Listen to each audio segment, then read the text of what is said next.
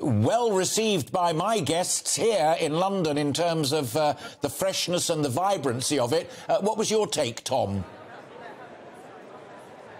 Yes, and speaking to delegates here at the Labour Party conference, they enjoyed it too. It had some elements of policy there, going for this anti-corruption drive, transparency in government, and also reversing some of the outsourcing, what Angela Rayner called insourcing government activities, so that the state does more and doesn't contract it out to private companies. That was another theme of her speech. But overall, I think what made it go down well in the hall was the humour of it. We heard two new nicknames for the Prime Minister, Level Down Liz and Trickle Down Liz. We heard a list of the various scandals the government has got into over the last 3 years, and even a joke about Boris Johnson hiding in a fridge.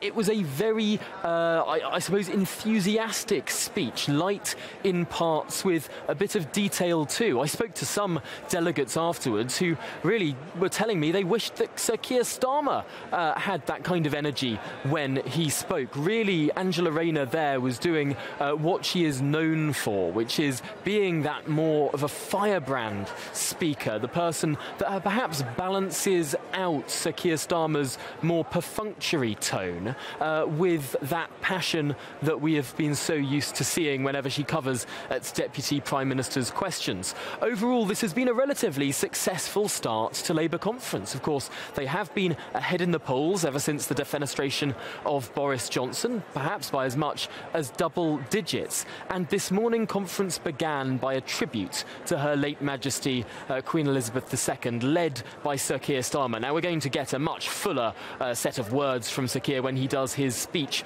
on Tuesday, but just hearing him open conference then, a minute of silence following that, and for the first time ever at Labour Party conference, the national anthem being sung. It went off without a hitch, and the Labour Party will have been pleased with that. Of course, they had a lot of organisation beforehand to make sure it went off without a hitch, even down to printing out the words of the national anthem and handing those words to delegates. Not the longest anthem in the world, not the hardest to remember, but clearly they thought that some people in the room might have needed reminding there. But yes, as things have gone, the Labour Party will be very pleased with how their conference has got off to a start this morning.